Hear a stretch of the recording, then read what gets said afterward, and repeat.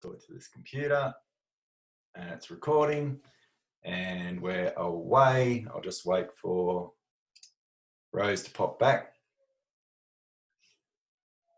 Everything seems to be good, and it is recording still. Okay, let's go. Great. Firstly, hope you're well. Difficult times, we know. I'm going to do my best, Khan Academy. Khan Academy, anything to report? Anything drastic happened, everyone? You can see my screen now, yes, please. Can everyone see my screen? Yep, great, thanks, Beck. Yep. Oh, good. There you go, just a little problem at our end. Okay, right, let's get crack-a-lackin'. Let's go to slideshow and we'll play from the start.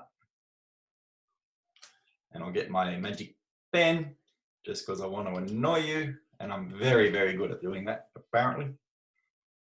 Okay. Well, this is where we left off, folks. Yes? This is where we left off. This is us. We understand our version, our evidence-based story of how we got here, how we as a species, as Homo sapiens, arrived. And we didn't just appear. We're the product of a long time of evolution, and we can trace our ancestry back through our genus of Homo and then into the bipedal apes of Southern Africa. We go back 7 million years and we see a split in the primate family, and we can trace the primate family right back to the early mammals. If we want to go back further and further and further and further, we all know we can arrive back at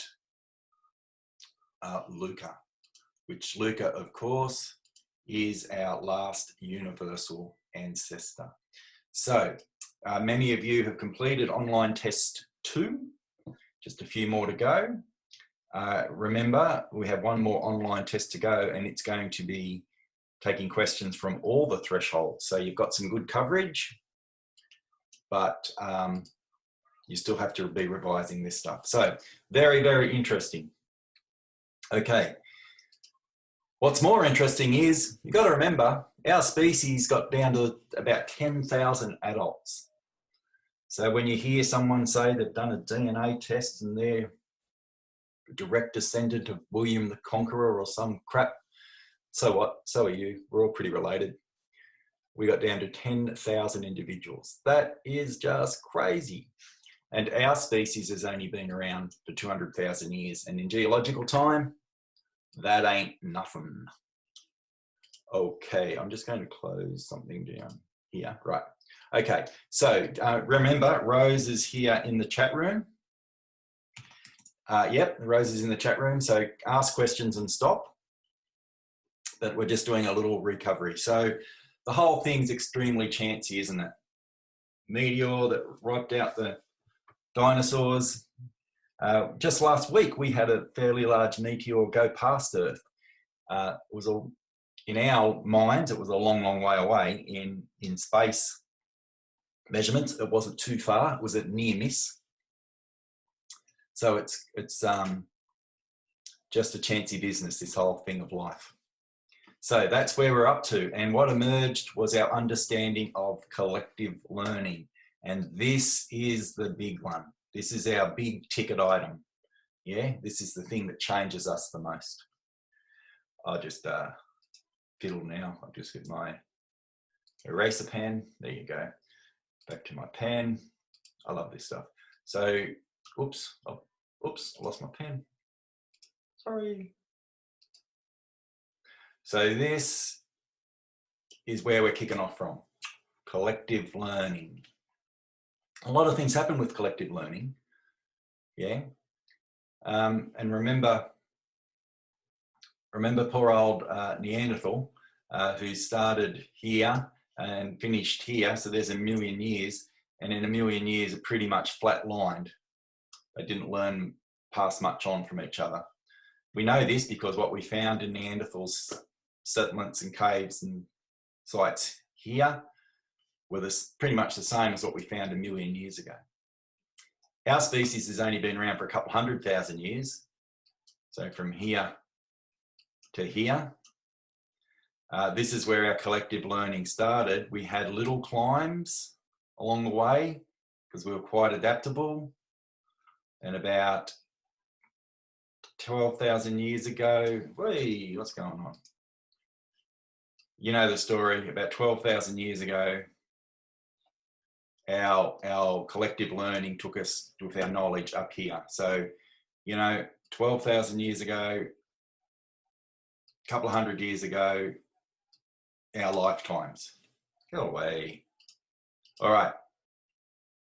So this whole thing of complex language really allows us to pass information on. So I'm assuming, any questions so far? We'll just stop and pause breath. Oh, what's going on? Questions? All good, thanks Isabel. Thanks. Great. Thanks guys, I'd just like to check in.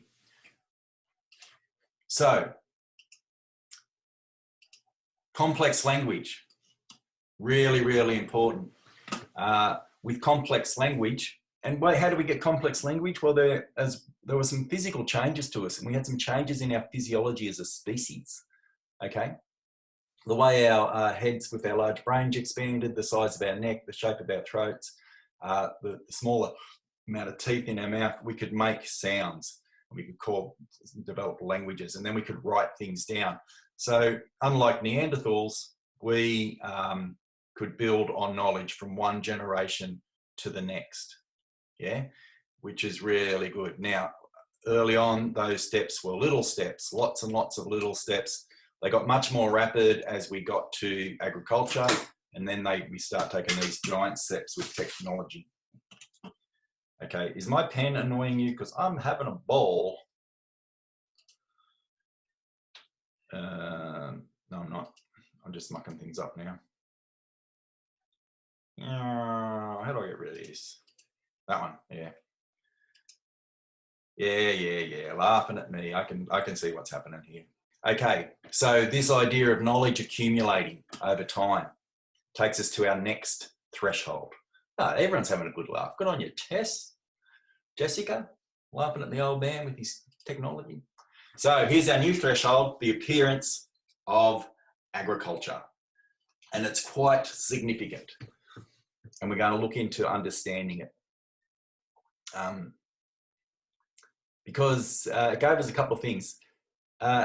We had an energy bonanza here with agriculture. One of the big advantages was we did have an energy bonanza, an energy revolution, if you like, because we domesticated animals. Yeah, we still measure things in horsepower. Yeah, but when we started ploughing oxen, hooking up oxen to ploughs, we could create agriculture on much bigger areas. So it wasn't just the domestication of plants, it was the domestication of animals as well, provided this enormous power boost. And one of the main features of the agricultural revolution, for the first time, we produced surpluses of food. Yeah. So if there was surpluses of food, this is very different from a hunter-gatherer society where we're living in groups of, say, 20 to 70, moving quite regularly around different places and getting the food that we needed for the time.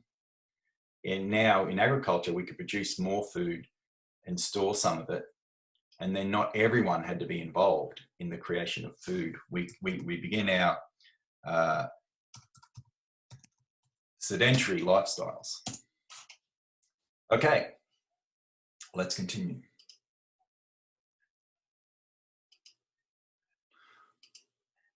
Right. Okay. Now, we've seen this before. Yes, this is our geological time scale. And this has got it arranged in eons, eras, periods, and epochs. Okay? So, we're here in the Holocene. And the Holocene started 12,500 years ago at the end of the last ice age. Look at that, cool. Feel like I'm in year 1 learning to write. Okay, now this is the end of the last ice age, and this is also coincides with the start of agriculture, but it's no coincidence. Here we got a lucky break. Again, more chance. We got a lucky break. The end of the last ice age gave us an opportunity as a species. So, and of course, we also will finish this, semester looking at the next epoch, or the current epoch, which is the Anthropocene. So, the better you know, again, we need to know that eras, eons, eras, periods, epochs, yeah. Then we need to know what the eons were, what the eras were. You know, the more knowledge we have of this is the better. Yep. Okay. Okay. So, and geologists set these. So this is why it's a geological timescale, because geologists check these times. They set them. So it's only in recent times that geographers have settled that we are at the start of the Anthropocene. And in time, in another 500 years or so, geologists will look back and go, well, when did the Anthropocene start? And they'll pretty much pin it down to the very early starts were with agriculture, but certainly the domination that was pre-Anthropocene, but certainly the Industrial Revolution will be when the Anthropocene starts, okay? All right, so know these. Be familiar with these terms and how they're broken up. Eons, eras, periods, epochs. MA, yep, millions. No, millennium, mega annual, yeah? Okay. So these times, again, they're very precise, yep? And it's evidence-based. We've done this with determining the rate of decay. There's a whole lot of testing we can do with radioactive decay, with with thermal as well. We can identify when something last saw light through the deterioration of isotypes. There's a lot of fantastic techniques, but it is all evidence-based, yeah? So these time periods are really, really precise because we build them around evidence. So this is a really important part of how we understand the Earth's history. So let's just have a look at some of the big eras, okay? And I recommend that you be able to fit this detail into your narrative. You know how we're all building a narrative? I hope your narratives are coming along. You should be able to tell the history. And remember, when we're building our narratives, we use the thresholds as chapters, and there's got to be interesting points throughout each chapter. Well, these are critical knowledge. So understanding the era and the key feature of that era. The Pleistocene era. Well, this is where we started to see the earliest use of tools. Yep. So from 3.3 million to 11,650 years ago, is the Pleistocene era. Making sense? So you've got these notes, remember? But this is the key knowledge. So what happened about 11,000 years ago was the beginning of the Holocene, and we had a warming event. Climate on Earth changes a lot. We know that, okay? And we did have our last ice age was about 12,500 years ago. But in most recent times, climate's changing at an alarming rate, and that's due to our influence. But this really changed things, okay? The start of the Holocene.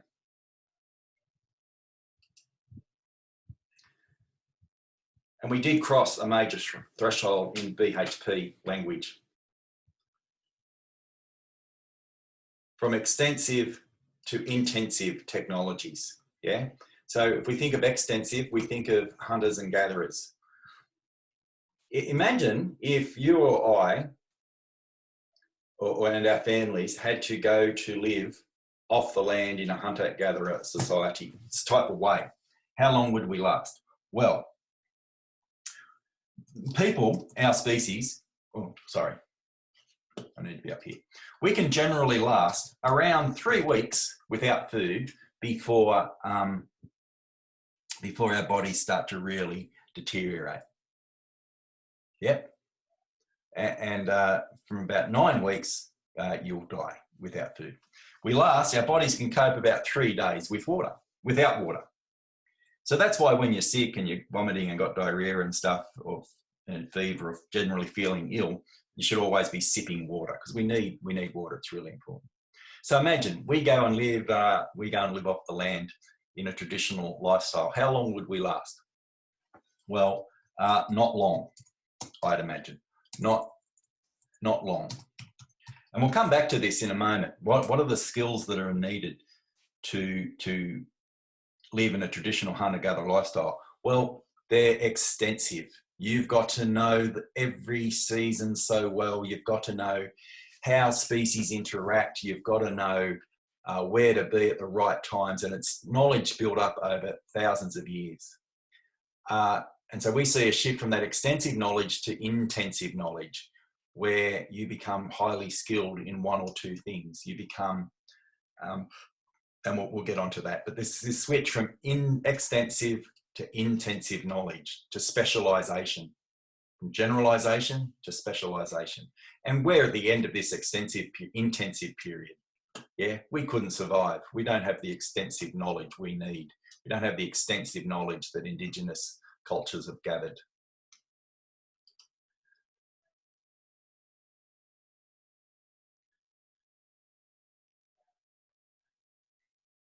So here it starts from the early Holocene. We start this intensification.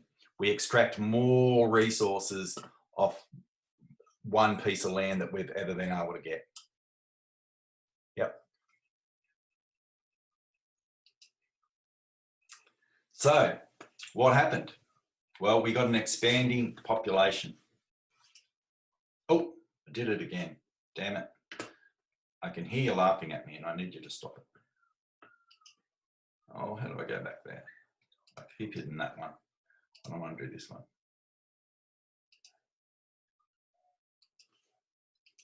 Just get rid of this nonsense.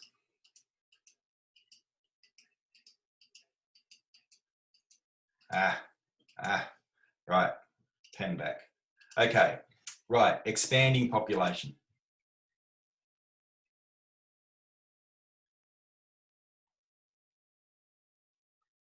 So this is really interesting.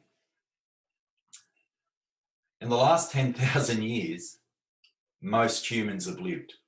Yeah, there was way more humans being alive from that point on, yeah, than there was from this time. Yeah, our numbers are very sparse. Remember, we were down across the whole world to a population, probably 3 days. I love a good snack. Yeah, good on you, Chelsea. You should see that. You should see the path from my desk to my computer. No, from my computer to my fridge. Terrible. Okay, right. So we could really expand, because instead of needing this much land to keep 70 people alive, as in hunters and gatherers, like this is a whole territory we needed to seasonally wander. Yeah. Now we could keep this much land and it would feed or maintain more people. So we started to see a really big expanding population. Really big expand. I'm sounding like Donald Trump. A really big expanding population. Okay. Birth of agriculture, new technologies. Well, we had animals, and that was we domesticated animals. Yeah, and that was a huge boost in technology because suddenly we had power. We could start living in greater numbers. Yep. So remember my little picture. This is what the area that hunter and gathering group needed. Well, suddenly a fraction of that ground could support 10 times, 20 times more people. So we started to live in concentrated communities. And they got bigger and bigger and bigger. Okay, villages and then towns.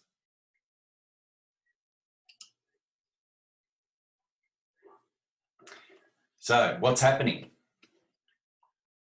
If we're living in denser settlements, the exchange of ideas is much more rapid. There are more innovators around. If you have more innovators, you're going to have more innovation. Make sense? Yeah? There's more innovation. If there's more innovators, you're going to have more innovation. So if we're hunters and gatherers in groups of family groups, say of 40 to 70, and where this is our area, right? And then we've got another group of 40 to 70 in their area, yeah, and another group of 40 to 70 in their area, yeah. The opportunities for us to get together and exchange ideas are really minimal. But if we've got a town full of people, well, the ideas move much more quickly. Now, this is where it gets interesting too.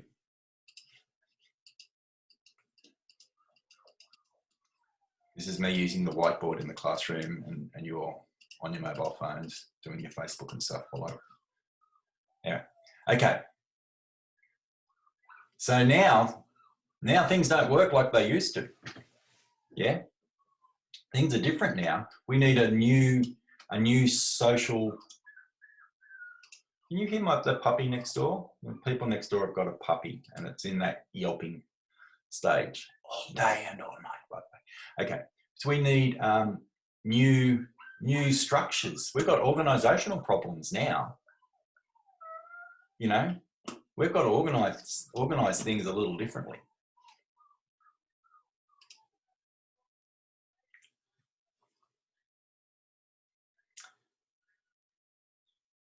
Now, over thousands of years, this agriculture moved and spread around, and it really changed things for us. This is where we see the start of society. Yeah. And we're going to talk about where it started and why. So if you're listening to the recording, you might want to stop and go and watch this now from BHP. It's a good, just 2 or 3 minute overview, but we're not going to watch that together. You can watch it in your own time. So just go over some facts. When did the last ice age end? About 10,000 years ago, 12.5 to 10,000 years ago. Now, population growth caused a problem because we had to find new ways to feed growing populations. So we had to rely on technology. Yeah, we put a lot of pressure on ourselves now to, here comes the growth ethic. We need to get bigger and better. We need new ways of doing things. Why did it happen? Well, it was the end of an ice age. Everything became warmer and we had a really stable climate for a very long time. The Halocene's been an unprecedented level of climatic stability. Yeah, we really lucked it. Not only did we luck out with the weather, but so did some plants and animals that lent themselves to domestication. Yeah, poor little puppy, driving me mad. Okay, so some plants and animals really helped us. Oops. And because of that stability, we could start relying on crops. Yeah. The ancient Aztecs knew they'd get corn every year. They could rely on it for hundreds of years until the corn stopped.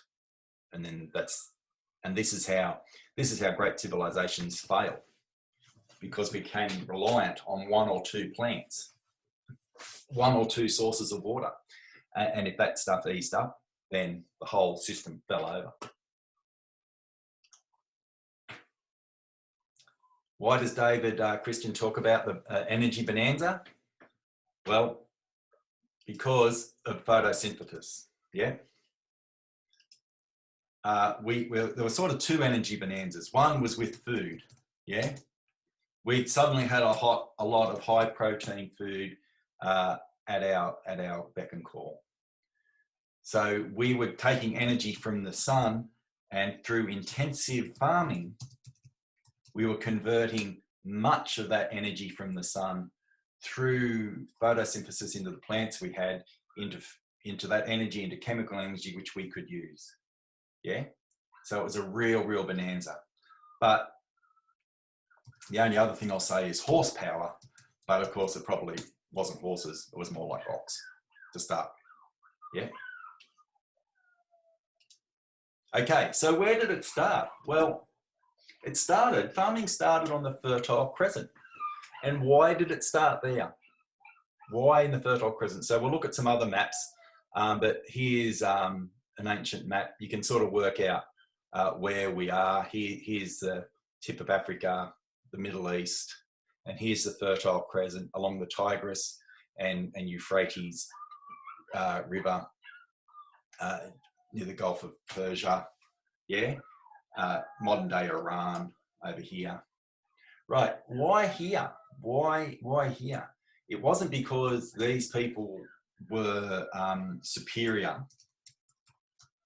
It wasn't because this was a special breed of Homo sapiens with advanced genetics. You know, it wasn't some sort of freak of evolution. They weren't smarter. It's just that they found themselves in this climate change with permanent river sources and rich, fertile floodplain. Yeah. So it made things really easy to grow if you had the right technology and you did the right things. And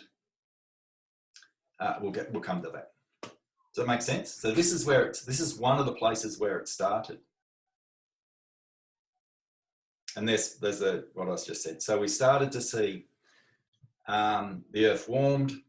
That was suitable here to adopt some agriculture. Once we started adopting agriculture, we started to get confidence. We started to get a boost in population. Yeah. So this is where the first city states started to appear, and it's mostly through a freak of geography. Okay, we've got to remember this all the time. Why there? Because conditions were right there.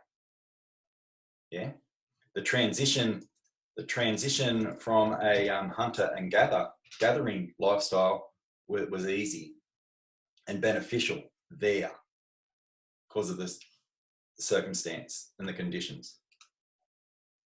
Here it is. Here's some more. This is the same area, but on a map of the world today. Yeah. So this idea of domestication too. And how did we domesticate? Well, what do we know about DNA? Yeah. Yeah, we chose attributes. Think of the example I gave you of the brassica. Yeah, remember the brassica? It started off as wild mustard. You know, from wild mustard through to broccoli, cauliflower, kale, the devil's food. Hey, do you know how this is, sorry. Do you know the devil's, do you know how people talk about the devil's lettuce? Yes? Who knows what the devil's lettuce is?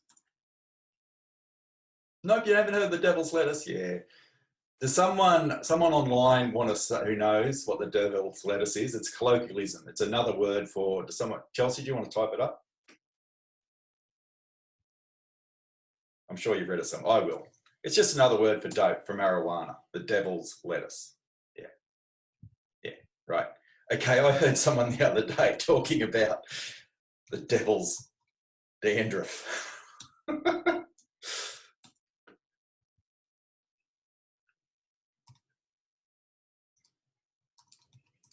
And of course, that was heroin. Oh, I didn't spell that right. Yeah, funny, isn't it? The devil's lettuce. And we're chatting about it. I think it was the kids, and I've got adult kids, and I'm talking about, oh yeah, and that person, he's got a bit of a problem with the devil's dandruff as well. And I'm like, what? Yeah, the devil's lettuce and the devil's dandruff. Anyway, back to this. Sorry. Okay, so we did genetic changing. We played with genetics.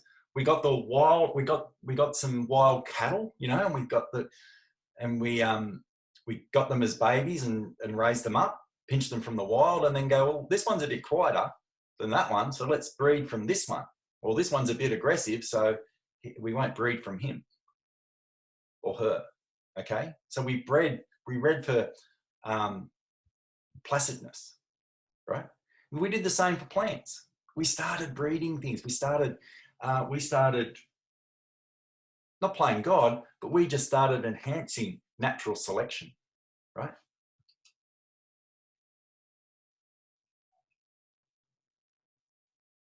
And here we go again. Here we go. We got this energy bonanza. We started really capitalizing on the energy of the sun.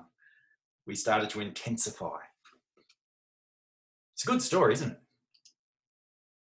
So here we go. In BHP language, what are the ingredients and the Goldilocks conditions? Well, the ingredients were increasing dense communities. And we don't mean dense as in the poorer Western suburbs type of colloquial downgrading statements. We mean dense as in high numbers. And we did have great knowledge about the environment, right? Because to live as a hunter, and I'm going to change this. I don't like talking about hunter and gathering. I think it's gathering and hunting, because most of the food came from gathering, and that was mostly women who did that. Hunting was important and provided a lot of stuff, but it was really labour intensive. And our study of anthropology shows us that it probably wasn't all that great, but it also just indicates that history was written by men, you know? So it's more hunting than everything. But to live as a hunter and gatherer, you have to know the environment. You have to know the seasons. You have to know where the water is. You have to know everything. You might remember this one. You might live on this. This might be your area for your 30 or 70 people, but you know pretty much every inch of it back to front. And it's not just what you know. Collective learning's been going on here. So it's really hard to fully understand or fully appreciate the knowledge of Indigenous cultures, especially those that are, well, hunter and gatherer societies or Indigenous cultures, especially those that are still practicing it, right? So to go from this knowledge was absolutely critical to move into agriculture. But not all the time. Okay, so we had a warmer climate. That's just a freak of geography. Yeah? And this really good news for us, because we were down to about 10,000 people worldwide, you know, really good news for us, because plants and animals proliferated. And it was just another good bit of luck. Many of the plants and animals that got through the Ice Age lent themselves to domestication. There are some animals we can't domesticate. We can't domesticate deer, right? It's just too hard. They're so, and if you've seen a deer farm, you know, it's like a zoo more than anything. Huge fences. You got to move the deer early in the morning or late at night. You got to not make much noise, right? We haven't been able to domesticate them, but there were other animals we could domesticate. Increasing competition. Okay, so foragers were forced to find new ways to increase from their environment. And the new complexity, animal domestication, villages and cities. Okay, here we go. We've got more to do. I'm really liking this story. Good so far? Good stuff? Hi, Robert. Not Robert. Oh my goodness. John. Forgive me, John. Oh, I'm thinking about maths. Sorry. you're thinking Sorry. of that? Well, that's better. I don't mean mine being mixed up with maths. That's okay. Sorry, All right. I've got an exam coming up, but I was just thinking about it. No, that's fine. I'm only teasing. Go ahead. The Goldilocks conditions, it said agrarian civilizations. What does that mean? I'm going to explain that. Where are we? Here. Yes. Okay. I've got a whole slide on that coming up. Okay, awesome. Thank you. But it's based in agriculture. So civilization's based in agriculture, agrarian. Okay. But I'm not going to disappoint. I have a slide especially for you. Okay, excellent. Thank you, John. No worries, Lucinda. Thank you. All right. So where did this happen? This happened. Here's the Fertile Valley. Yeah. Yeah. Here's funnily enough, where? Egypt. Yeah. The pharaohs, right? Okay. We got here in China, in New Guinea, the Indus River. See the times? In times, in geological sense, this is not long ago, okay? Okay, New Guinea, Mesoamerica, so the Aztecs, and in the Andes. Okay, so it's roughly about the same times. Don't get too hooked up about the times. We say roughly the same times, right? And it wasn't they learnt this and passed it on to them. That wasn't happening. That wasn't happening yet. The conditions here, we looked at the conditions there, they lent themselves to agriculture.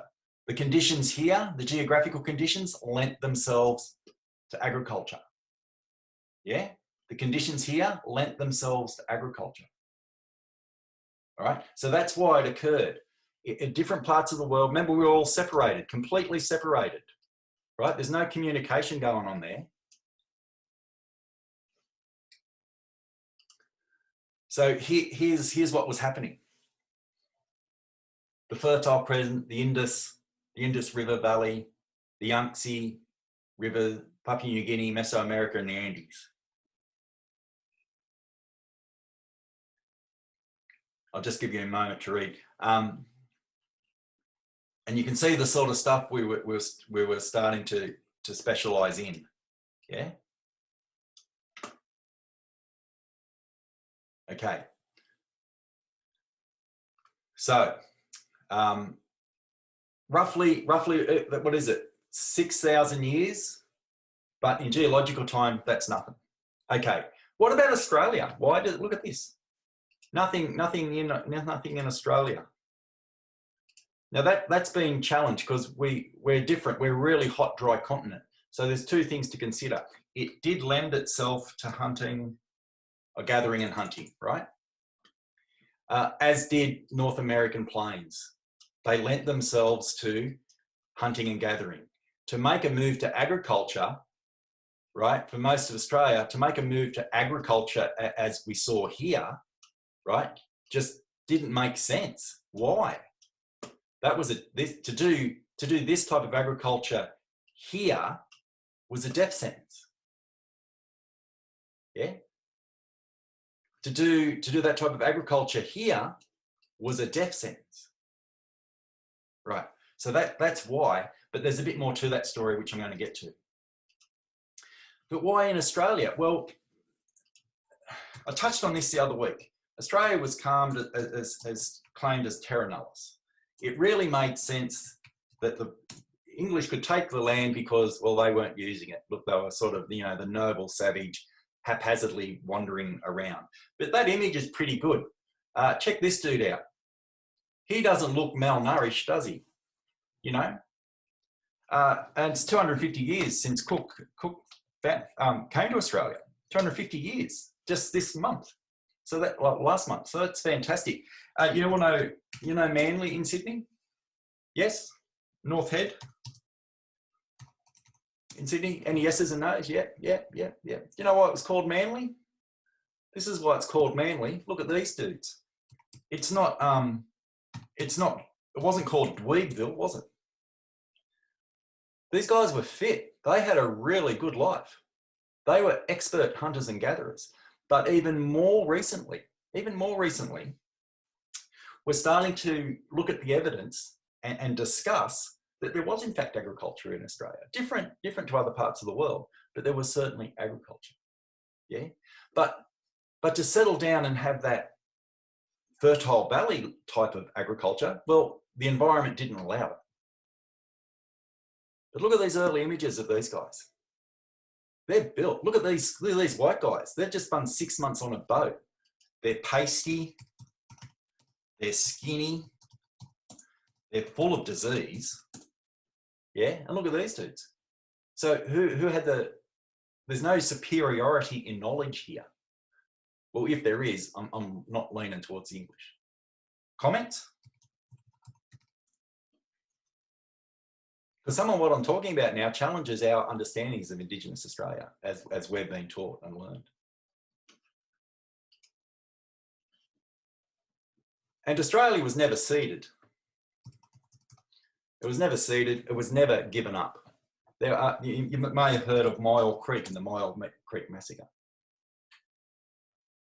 Oh, absolutely. Yeah, Tama, they did. They lost their cattle. And we'll come back to that. They lost the cows. The cows wandered off from the first settlement, but they survived. And I'll tell you why they survived. So there was wars and stuff. But again, these were an organised, fit people. They were outdone with technology,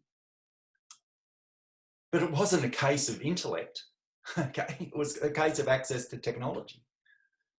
Now, remember what I said about living to keep a tribe, a group of hunters and gatherers, say 30 to 70, you need a really big amount of land, right? So Indigenous folk had all this land broken up, and we see that now in the nations, Wiradjuri, Yorta Yorta, etc., right? So that meant those times for collective learning to really kick in didn't happen, but this happened building on knowledge over 60,000 years, right? So that's knowledge of an environment. So I'll wind this up a little bit. So if you haven't read this, some of you have, I know, this is Pascoe's Dark Emu. And again, it's evidence. And it's old evidence looked at in a new light. He's gone back to the early settlers. Not the early settlers, the early explorers' notebooks. And talks about what they saw. Now, it wasn't agriculture in the sense that we're thinking agriculture, or even agriculture we saw in the Fertile Valley, but it was agriculture. You're probably aware of iconic things like the Brewarrina fish traps, for example. There was a lot of agriculture going on in Indigenous Australia. Pascoe talks of early explorers seeing stone huts with tonnage. Whoops, I didn't spell that very well. With tonnage of grass seed or grain. Whoops, I've been on the devil's dandruff. Grain. Yeah. Do you know those cows that got lost? Yeah. Well, funnily enough, they found them in a little rich in some valleys with trees are being cleared, and there was long grass, and there was the clear water, and the white explorers go, oh, that's fantastic, and they found plenty of these things. They thought it was a gift from God, but it wasn't. Those valleys, those grassy valleys, were there as the result of 20,000 years of burning off, controlled burning. Does that make sense? So where do those cows go? They went and found some of these valleys that Indigenous people have established over tens of thousands of years. So this is a gap in BHP, which I'm sure you've all seen. I think David Christian actually talks about Indigenous Australia, and this is science. This is evidence. We have more evidence now. That story's got to change, and I'd encourage you to read this book. It is out of print. There is Young Dark Emu, which is a young adult's book. It's not a kid's book. It's still a very, very good read. So until they do a reprint of this, have a look. But remember, it's not saying Australia was farmed like the Crescent Valley, the Fertile Valley, the Fertile Crescent, right? It wasn't saying it was similar to South America or the Andes. But what it was saying is it's less understood than it should be. All right. Anyway, I'll leave that there. I think that's an important point though. So why was agriculture so important? This again, 10 minutes, really good summary of what we're doing. But note the Australian aspect is developing. Yeah, there needs to be more in that space. But if you think BHP's 10 years or so old now, you can understand how evidence travels. So, and I use Pasco in another subject, so I'm quite into it. Okay, whoopsie. Right. So let's just talk about a couple of things now. Let's talk about symbiosis. You all know, Finding Nemo. Yep, clownfish, and they live in anemones, and anemones are poisonous, except to these guys. Yeah, they're not. The sea anemones, poison doesn't affect them. They've learned to live with it, but in return, they look after the anemone. Yeah, so it's symbiosis, right? They get protection from other predators by being able to live in the anemone, and they get to clean up and look after the anemone as well. So symbiosis. So we have symbiosis with a range of plants and animals.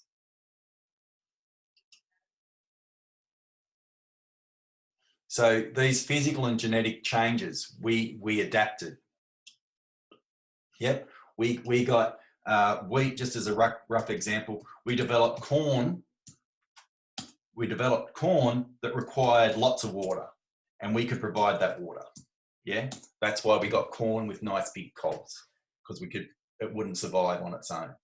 Make sense? Yeah, we bred cattle that were so docile, right, that they would hardly survive in the wild. Yeah, think of a Cape buffalo fighting off a lion. Well, the milking cow's not going to do that very well, are they? Yeah.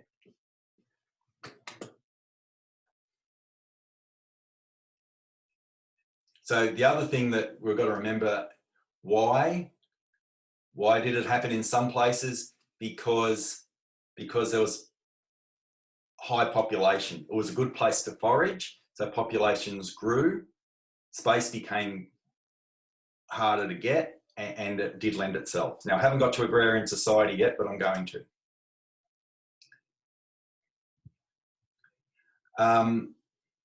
Why couldn't humans just migrate? Well, where to?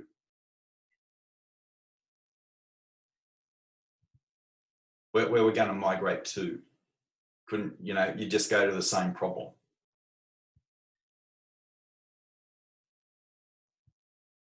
So climate change made it possible. Overpopulation made it necessary.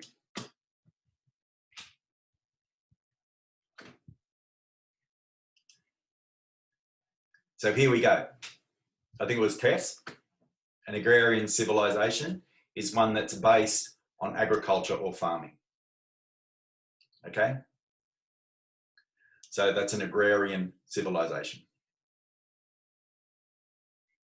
So what happens once we domesticate animals? Increase food, increase resources, and settle communities. And we see a spiral in collective learning, because suddenly not everyone's out foraging all day. Yeah? Yeah, someone can develop skills in using wood. Someone can develop skills in grinding the grain. Someone develops skills in baking the grain, the flour.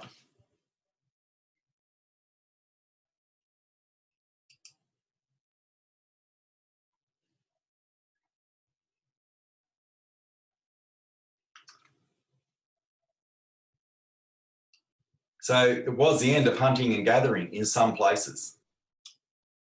If we go back to the Fertile Crescent, right? Really good conditions for farming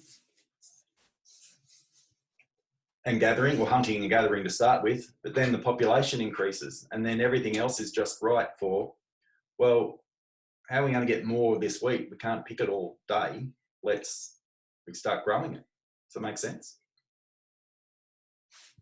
Crops sustained. Villages, towns, cities, and then even empires. Yeah? But when did empires fall over? When their crops failed. As we're experiencing today, what happened if you're a hunter and gatherer and you're living in a family group and you're moving around vast areas, right? You've got an advantage over disease. What happens if a disease breaks out here? Well, we're seeing it, we're living it, aren't we? Yeah. So moving to farming wasn't all devil's lettuce and lots of bread, right? It was really tough because if we got diseases, and this happened repeatedly, diseases would emerge and wipe out whole towns, whole villages, nearly, but the ones that survived had resilience to it. Yeah? Does it make sense? So these communities in what we call the old world developed immunities to the common diseases. When we went to the new world, South America, Australia, yeah, these diseases wiped out these other populations. Because we got food, hunters and gatherers, you can only have a certain number of infants in the group, yeah? And certainly women couldn't be tied up. You'd have one infant, and because of lactation and fertility and breastfeeding, all that sort of stuff, women in hunters and gatherer societies would breastfeed their young till they were 5 or 6, you know? So there was a big gap between babies, yeah? And that was good because you need to be mobile. You need to be moving. You can't have 5 kids under 5 when you're living in a hunter-gatherer society, but you can here. Yeah? You can here. So population goes up really, really quickly. And then we start to see the diversification of labour. Yep. Someone made the clothes. Someone made the tools. Yep. Group became skilled in the building. Make sense? We start to see stratification as well.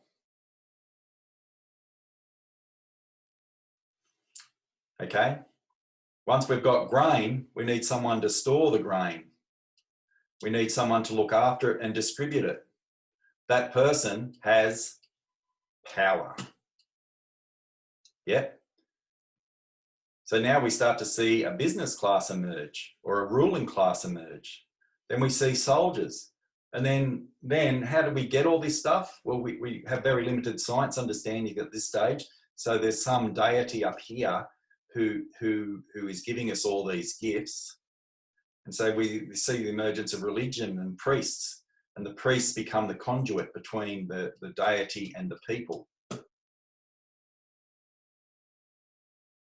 We see tradesmen and craftsmen, peasants and labourers, and we see slaves. Slaves, very, very early on. Very, very, slavery has been with us for a very, very long time.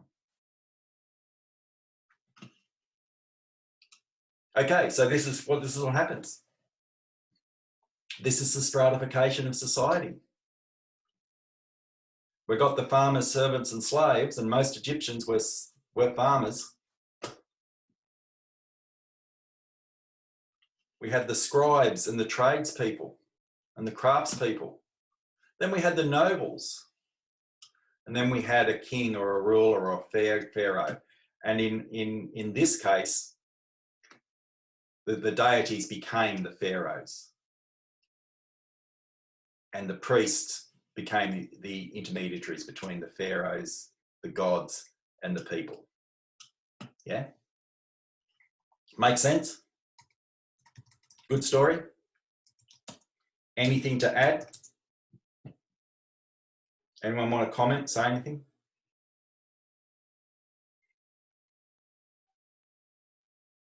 Yeah, it's pretty logical, really, when you think about it and you sit back and go, okay, this is how it happened. But then the next thing is this.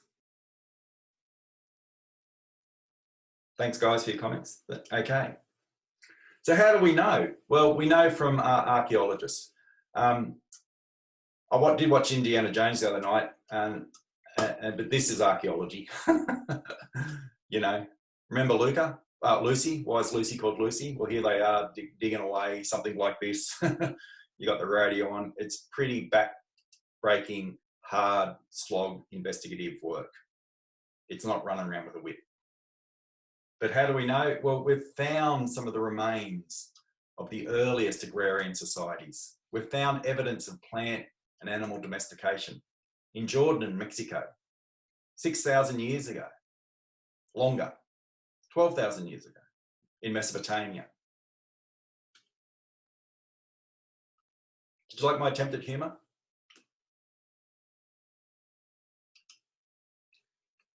Okay, things really started to change now because remember this one? Remember collective learning, right? Well,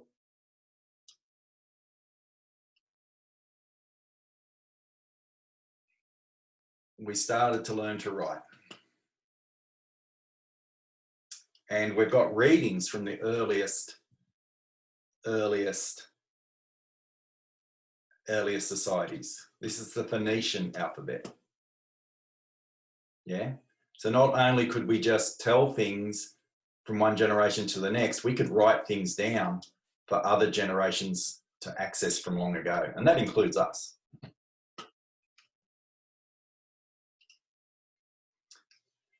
So from our Phoenician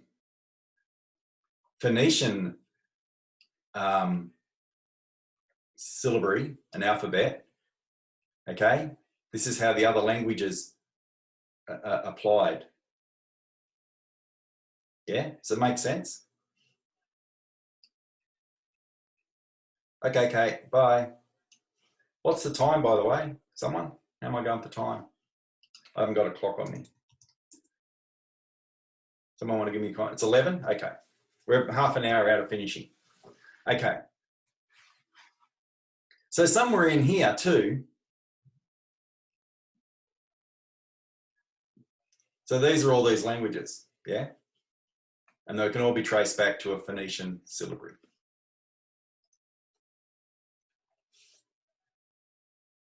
And you can see when there was a dominant empire like the Greeks, yeah?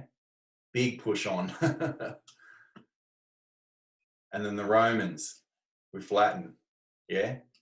Big push on and lots of different influences. Okay. So this is where this is just the language. This is the written language, yeah? This is where we started writing things. Let's get into cities and states now. And this little 10-minute video is a good one.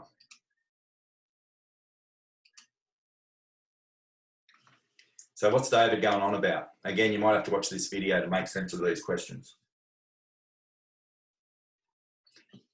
Population goes up, complexity increases. We're already trapped in this growth cycle, yeah? From early days, we were trapped in this growth cycle. And when did the big empires collapse? When this broke, when the crop failed, when the rivers stopped flowing, when the rivers changed direction over hundreds of years. Yep, and that's where we saw these empires collapse. An agrarian civilization, again, test.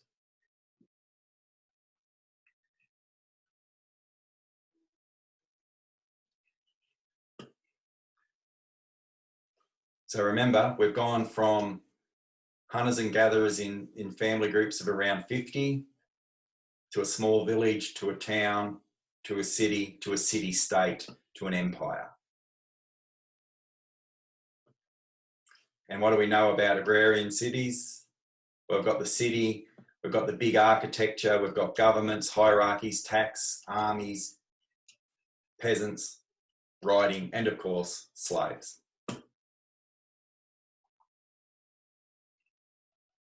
So the whole thing's become a big network now, yeah? And society's stratified. So hunting and gathering, gathering and hunting. Well, here we are again, and I've used these images, and I just want to talk to these images, okay? And this image just represents this, you know, for a family group to hunter and gather, we need a whole lot of space, yeah? And Australia is a good example where the geography wasn't suited to intense farming, so that space had to remain, yeah? We can only have a certain amount of children. Our population's limited. Yeah. Some hunting gathering societies practiced geryoncide, which is knocking off old people like me, or infanticide if there were too many young. But in a hunter-gatherer society, a woman can only have one child sort of every 4 or 5 years. So the population growth is limited. Don't underestimate the role that women did in the food. We often hear about the men hunting, and that was a significant protein boost, but labour intensive, yeah? And we can learn that from anthropology, from studying tribes today, right? So the gathering was very, very important, yeah? And again, it's women, right? All these guys go hunting, they might bring back something, they might not bring back something. What they do will be good, but these guys will always have something. And it comes from a knowledge of the land. Remember that land? Yeah? Intricate knowledge of what's in this land, when it's ripe, where it's available, where you find it. Yeah? And Australian Indigenous societies and Indigenous women have fantastic knowledge. Making sense? So, we're in the final run, folks. We're in the final run for today. Let's start pulling it together. Oops. The end of the last ice age was really important.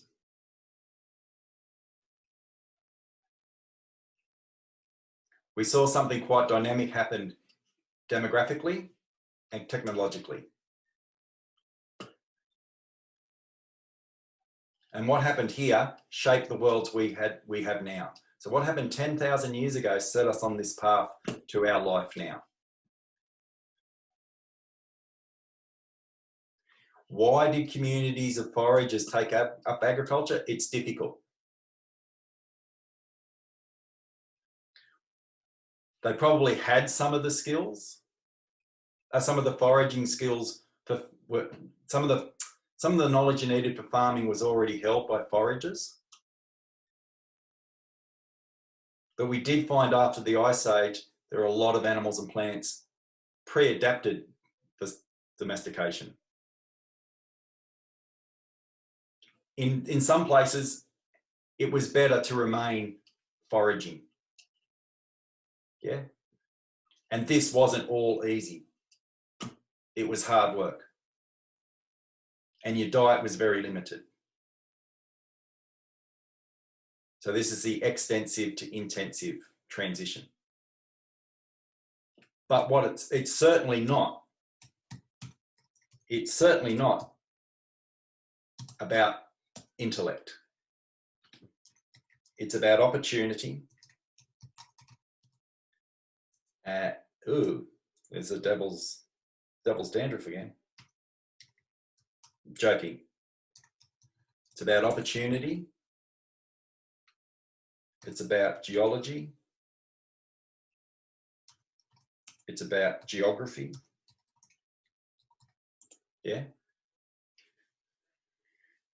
But that's hard to remember because we often associate words like primitive to Indigenous societies. And that's a challenge for us to move out of that discourse. Does that make sense? Questions?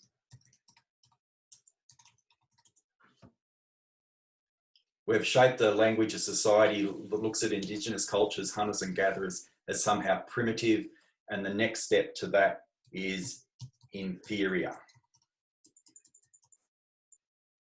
Yeah, and the next step to that, the opposite of that is dominance. Yeah, superiority. Okay.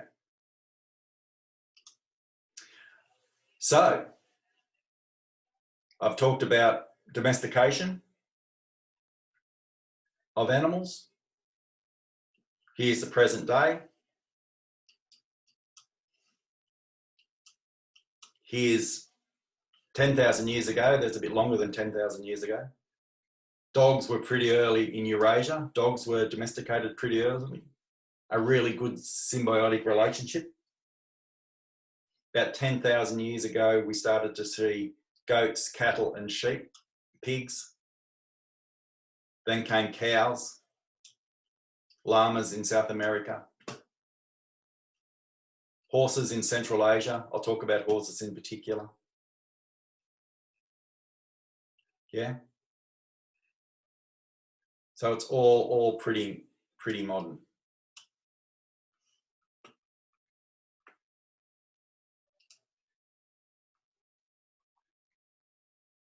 Again, it comes back to climate change. We had to experiment with new technologies. We encouraged sedentarism, which is sedentary, you know. We had time.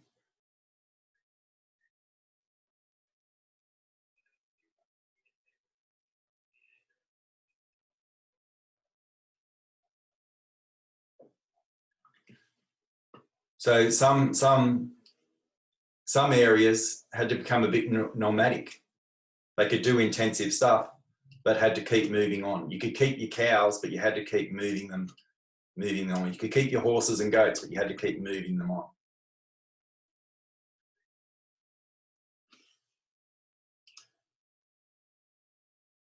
There's a fair bit of text for you to read. But this idea of thinking about the early universe and making it parallel sort of discussion with what happened in the last 12,000 years.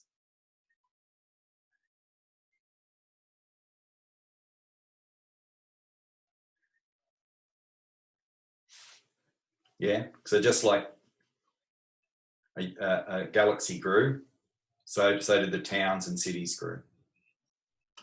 You can come back and look at that.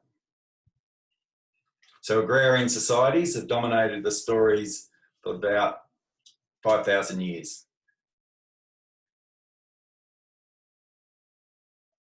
Yeah. And this is where the ancient civilizations emerged. Yeah. Not coincidentally, around where agriculture could take off. Yeah. Just a word on Africa. You know, do you know at the turn of the 1800s, and Africa was been constantly fought over from colonizing countries, yeah? Nearly all European countries, many European countries and Spain and Portugal and France and England, and Germany have all colonized sections of Africa at different times. Why? Because if you think of Africa now, you think of, you know, desolation and famine and you know, just poor land and stuff. At the 1800s, Africa was the bread bowl of Europe. This is why these countries fought over it for so long, because there was so much grain and resources to be taken out, which they did for nearly 2 centuries. And then, funnily enough, when all the resources were gone and the lands were depleted and nothing was much, oh, congratulations, you can be an independent country now, we're done with you.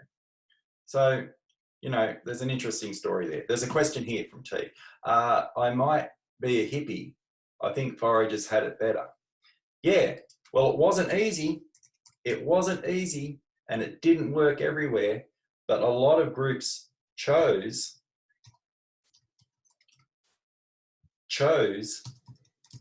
not to, yeah? They chose to remain,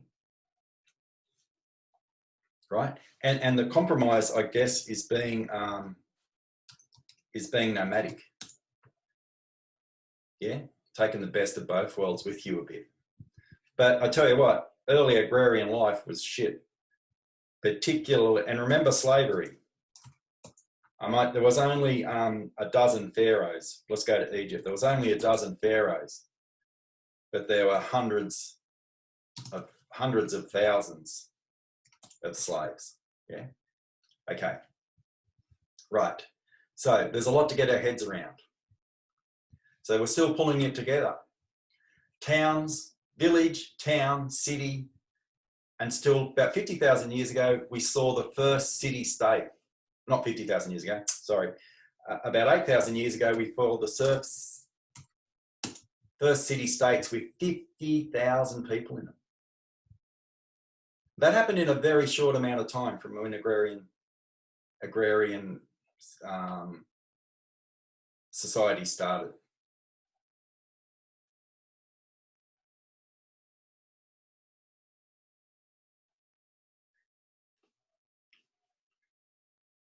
So we think of some of the big empires, the Roman Empire, the Persians, the Mongols.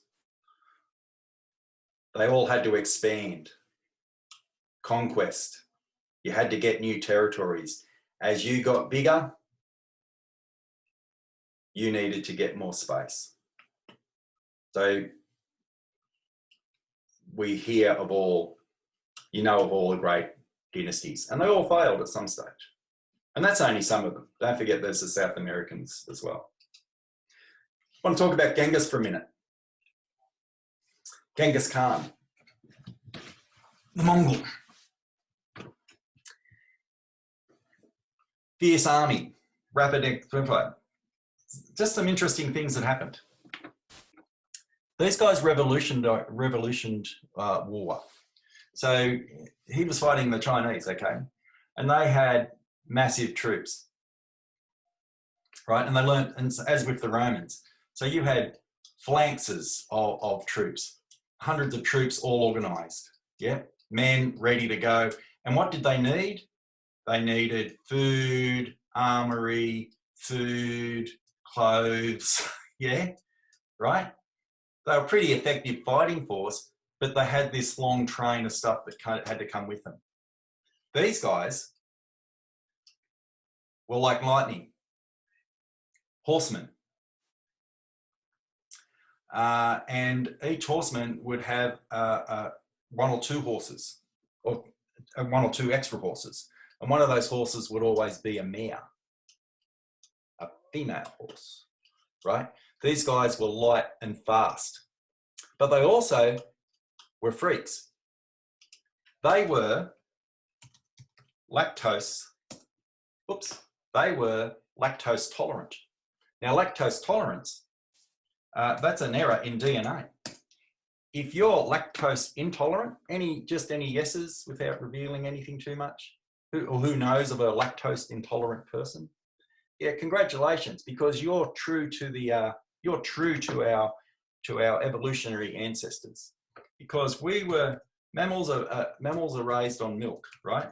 And it's usually specific to your species, but we can all tolerate milk while we're infants. We can all tolerate, most of us, high percentage of us can tolerate mammalian drink when we're infants, right? But then our genes kick in and we can't tolerate it, because naturally enough, you can't live on your mother's milk for the rest of your life, you know? So our species is by evolutionary standards intolerant. So don't go, if you're lactose intolerant or know someone lactose intolerant, don't go thinking you're different.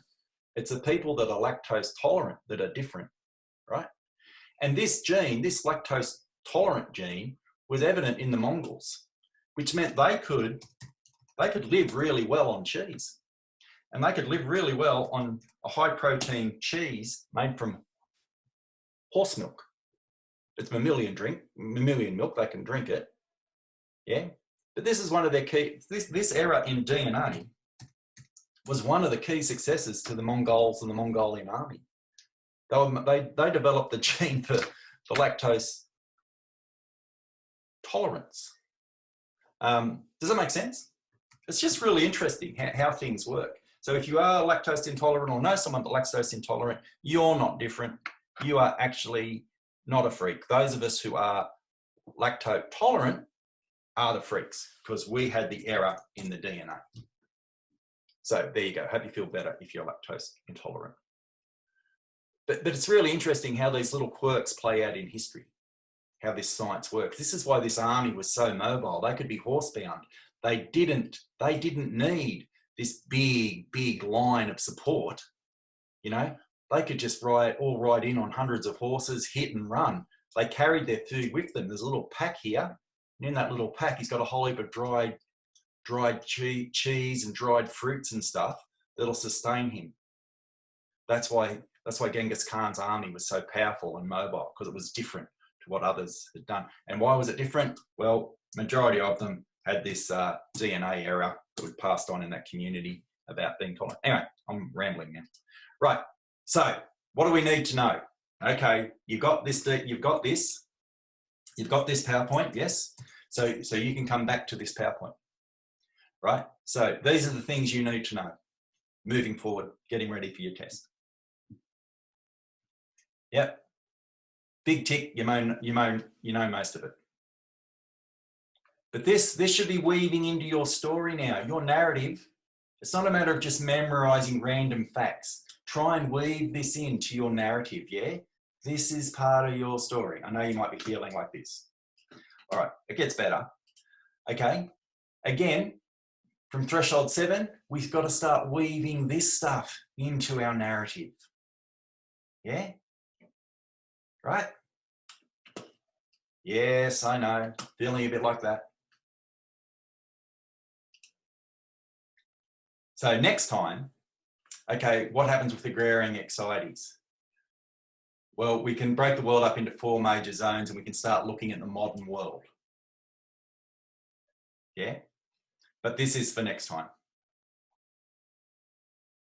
Okay. Whoops. And show. Discard. Okay. Questions? How many are still with us? 24, you're still with me. Oh, that's fantastic. Okay, I'm going to stop. Questions, comments, questions. I do want to talk about crystal clear. Oh, thanks, Tess. Hey, John, you'll be uploading Threshold 7 PowerPoint. I thought I had. Sorry, Threshold 7 PowerPoint. There. My understanding, it's there. Can you not see it? What? Why can't you not see it? Let me just turn this off. Yeah, you should be able to see it. Maybe do the old reset, log off, log back in. Yeah, it takes a little while. Yes, Sonia, you're bad. Just picking on you. Okay, so I do want to talk about assessment 5.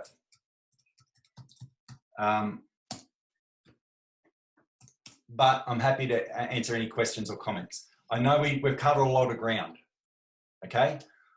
We've gone for evolution, we looked at our species, and then we've zipped through to agriculture and why it happened. And this is an evidence-based story. And it's supported by well, here, this was supported by the fossil record, right? This is supported by fossil record, if you like, but it's also by the records, by what was written. Yeah? Make sense?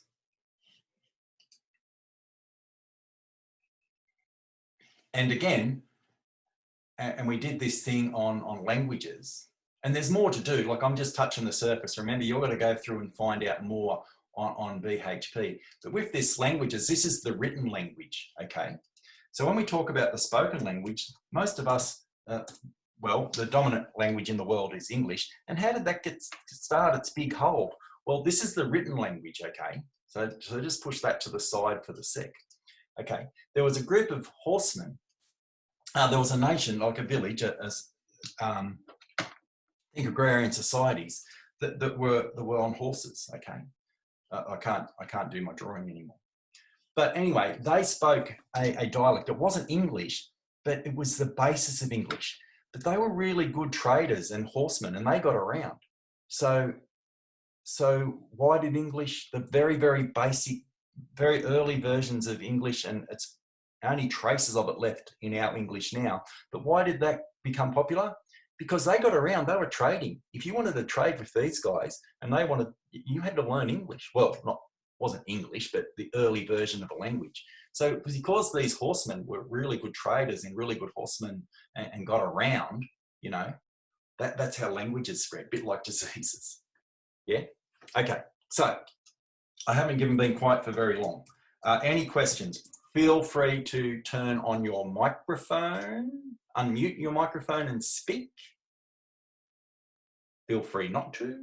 Feel free to put something in the chat room. And then I'm just going to bring up threshold 5 stuff. Not bring up, but, you know, highlight it.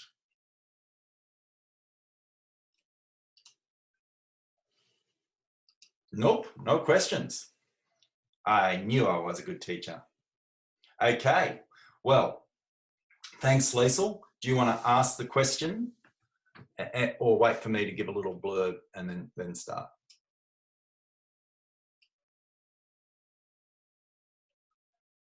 Last Friday, you showed us the averages for the test and assessments. Where do I find that? Yes, right, tomorrow. I'm going to put it up tomorrow, Josh, simply because the test closes tonight and so does the survey, because I've got some information about the test averages and the survey, but I might be able to show some of what I'm going to put up. That might help. Okay, Liesl, fair enough. I'll get started.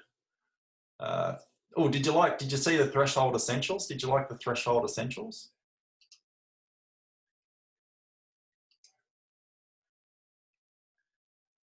I did put this up. I sent it to you in an announcement. I'll just open it up. Did you see this one I put up? Yeah. Again, it's from the unit guides. Okay, it's from the unit guides. But it is pretty useful. Good. Glad you got that. I sent it in an announcement. Go through your old announcements. I'll put it, I think I've put it up. Oh yeah, I've also put it here. Look, if you've lost it. Okay, or didn't find it. So where was I?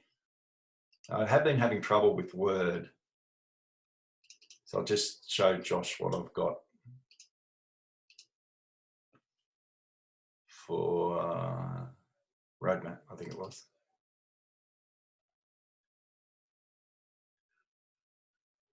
So this is coming out tomorrow, Josh. I'll just upload it a little.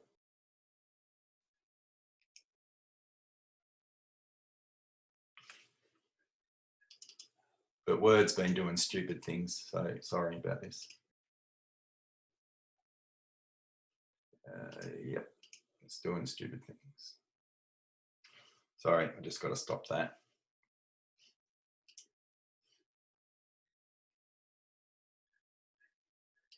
Sorry.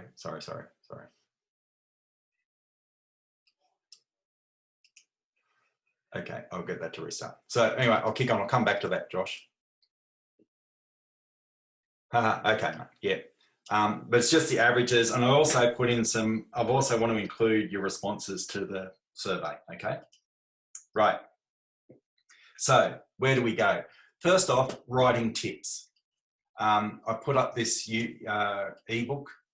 You don't have to read the whole thing, but certainly there's 20 pages there which cover writing scientific reports and journal articles. You've got the template. Start with the template, okay? So if you need to know where do I start, open up the template, have a play around with it. It's pretty straightforward. And I'll put in the template a description for each section. Science reports follow a fairly standard pattern, right? With headings and structure. So you've got yours here. I hope it opens up. Word's been really giving me the shits. Oh, it did. Look at that. It did for a minute, then died. Well, that's useless. Damn it. All right. Okay, you can have a look. Oh, it did work. Now it's going to open 15 times. The template's very clear. Great, Liesl. Great, great, great. So you need to start on this. Do a little Google lesson yourself on how to use updated content, because at the end of every time you save, you just need to go up here and update your table. All right. Now, just read through each of these sections so you know what you've got to do. In fact, I would just leave that there and do your writing underneath it. And then as you complete each section, you can get rid of that. This is just a guide, okay? We're trying to get to 2,500 words. The methodology, we're going to write some sections of it for you. So there's some more help coming. The results, well, it's really going to be about what you found in the articles that you've read, okay? And the same with the discussion. Now, just go easy. I'm going to do a little segment on each bit that needs to be in here and what you're going to do. But what you need to do right now is start looking for, do some Google Scholar searching on climate change and your species, right? Google Scholar. Don't pay for anything. Do not pay. Just go through CSU Library. If you find an article outside CSU Library, just cut and paste the heading into Primo, okay? Right? You're not buying any articles. But I think you should start looking for Google Scholar, climate change in your species, and you'll come up with some things. We're going to certainly put some sections up soon, okay? So if I get rid of that now, and a big part of this is climate change, of course, right? Big part of this is climate change. We went to the Academy of Science for the pandemic. We went to the Academy of Science for the pandemic. So we go to the Academy of Science again for climate change. This is the best text you can get. It's been around for a while now. It's just, you download it as a PDF. I've got a copy of it pretty much by my bedside. It's my constant reading thing. You must understand the information in here. Yeah, this will help you craft your assignment. Right, and then there's this general guide on good writing. The work here in your PowerPoints was very good, right? The PowerPoint stuff was very good. We saw a lot of good moves towards paraphrasing. But I'd encourage everyone to come back to this, how to paraphrase and how to cite, right? So watch that, everyone. There is a unit, there is a module on climate change as well. It's in the module on modelling, right? It's in the modelling one. It's just a heading below all the pandemic stuff, but I've cut and pasted it in here as well. So work your way through this as well. So that's what you can do. Now, more help is coming. More help this week. I will put up a little how-to section for each of those sections. for your journal article. All right. So we'll give you some words for some sections, and others I'll give you fairly explicit examples of what a section would have. But you're going to need to find articles on climate change and your species, your identified species. Now, Liesl, have I answered your question? Or have I made more questions? Right, not quite. Okay, Liesl, hit me. What's your specific question? And then that might encourage other people to ask questions as well. You can talk, you can undo your microphone and speak, or you can just put it in the question box. Hi, John. Yes, hello. Can you hear me? Yeah. I can, loud and clear. Thank you. Awesome. So with the more help that's coming, should we Yes. wait till that comes before we No. start collecting data? No. A key part of your data is going to be articles, okay? Okay, so we're not actually now. collecting like observational data. No, that's handy, right? Okay. So what have you been looking at? Well, with my species, I was just looking at some research, and I found that there's not a lot that actually relates to the species that I'm thinking of doing. So I'm What's doing your the species? So it's a species of lichen in at Mount Canobolas. Right, that's right. You've got the lichens, and it's a tricky Yes. one. Yeah. Yeah. And I was just wondering, like, with the research, how closely it has to be related to our species. Would it be better to pick a species that's got a No, lot of research on it? no. I'll help you with yours. Help you as in direct you to some good research. Yeah. And yours is, I mean, your experiences will factor into this. Okay, I've started doing this. This is what I did. And with my, and then I found that there wasn't much information. But this is what we know generally about lichens. Yeah, sure. Okay, and these are the things we need to look out for. Okay. Does that make sense? Yes. So have you done a lichens, Google Scholar search yet? And I have, yes. Climate and change? a bit on like lichens in general, but I've just been looking at, I think there's like 3 sources for the ones that, the species that I've looked at, that's in orange locally. So Great.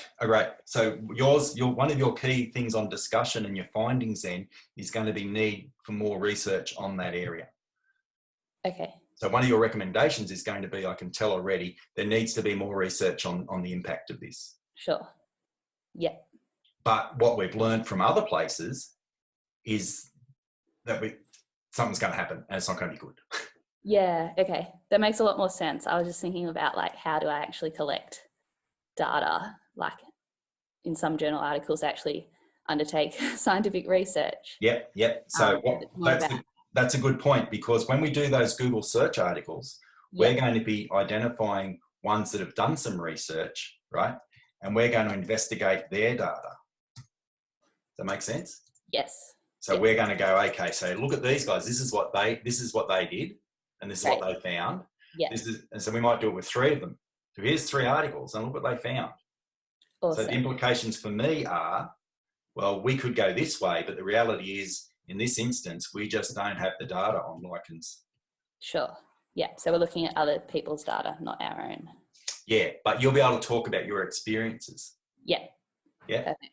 And I've got a couple of colleagues, biologists, and I'll be writing to them too and get some help. Awesome. Thank you. It sounds really interesting. I remember yours now. Yeah, it's going to be good. Yeah. Good questions. That would have solved a lot for a lot of people, I think. That clears it up a lot. Thank you. Yep. So thanks, Liesl. So what you need to do is start getting some articles together. All right. And looking at what research has been done. What research has been completed so far? What have people found so far? How does that relate to your experience?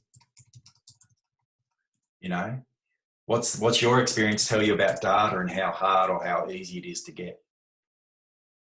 Yeah? Okay. Right. Any other questions? Yes, Charlie, you can use some of the data you've got on your own, but how we'll do that is we'll be able to say, well, Rafferty and Bell found blah, blah, blah, blah, blah. In my limited research, in my, small sample, my work correlated with that. Yeah. Or my work didn't correlate with that. Yeah. Yep, good. Yeah, so that's why you'll have your own data and you'll go, oh yeah, I understand the difficulties involved with getting this data. Yeah, so there is a part for your data. Don't forget to get your citizen science as well. Okay, don't forget with citizen science, go back to their website, see what data they have available. And I'll start doing some stuff on ALA, which is Australia Living Atlas as well. And we'll be able to get some information from that too. Okay. Is it due on the 29th? Good question, Josh.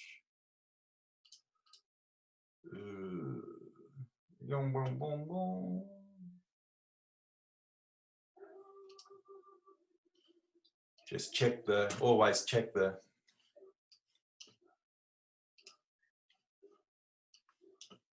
Yes, it is due on the 29th. Yep. Yep. Okay. So we've got about just over 3 weeks. 3 weeks to put it together. Yep. Oh, I think that's plenty of time. So start now with Google Scholar, your species, and climate change, right? And we've got some other stuff coming. There'll be lots appearing this week. So keep your eye on the little threshold 5. I'll put an announcement up to say something's in threshold 5 in the folder, assessment 5 folder, and you can come in and get it. Yep. And there will be some sections for the methodology that you'll be able to cut and paste in as is or juice it up a little, depending on what you want to do. But we will be doing some comparisons of existing data. Okay, so we'll be looking at, you'll need to be able to say, okay, these 3 studies found, right? Okay, so I know it's a bit hairy at the moment, but I haven't been wanting to talk too much about it till we've got assessment 2 done and dusted. Okay, and now we'll start putting this together. I also would urge you all to look at the online sessions. Today's being recorded. There is someone in the room at these times all week. I'm doing a repeat on Friday. Pop in. You'll be able to talk to someone. We'll be able to look at your work, or we can arrange a more suitable time. A couple of people last week popped in. Our Port Macquarie people, and they had specific questions, and Mim was there and she says, okay, let's find some time that suits where we can spend 40 minutes, 30 minutes one-on-one sorting out this. So back to you guys. You've really got to start getting this into shape now and make use of these times. Pop in and ask questions, or use that time to pop in to set up a time to talk. Okay. Okay. Well, I'm just about done. I can see some people starting to leave, which is fine. Any other questions? And was this useful?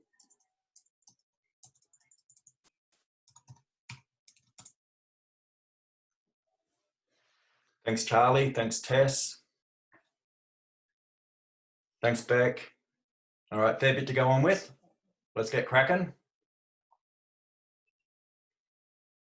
Thanks, Sonia. See ya. Hope the garlic's going well. Did you get a frost up there? It was frosty in Wodonga today. Okay, don't be too stressed, Chelsea. Talk to us, okay? I'm not trying to stress you out. You've got to talk to me about what's going on. John? Yes. Just another quick question. Sure. I was just wondering about like how like I think one of the other lecturers brought up a table of like people being sorted into depending on their species to Yeah, we're working on that. Yeah, Yeah, sure. Great. we'll put that up with some Will that- resources. Yeah, Great. Will that affect like who we discuss things with? not really. Okay. We can do that with anyone. It doesn't really matter. Yeah, Cool. but obviously, well, it's more like anything marine. Yeah. Be smart to go with Min, wouldn't it? Yeah. Yeah. Anything wildlife, Rose, Yeah. and anything more general, me. Anything botanical, probably. Yeah. Probably. Yeah. I was just wondering, like, with the drop-in sessions, would there be like a specific person in each one or something like that? Oh no, we still haven't worked that out. There's Yeah, usually sure. two of No us worries in at there. all. Yeah, Yeah. Great. Thank you. no problems. It'll be good. Thanks, Brooke. Thanks, Jane.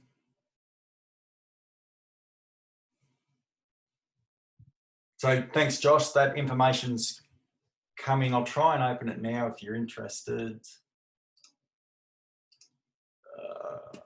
Where is it?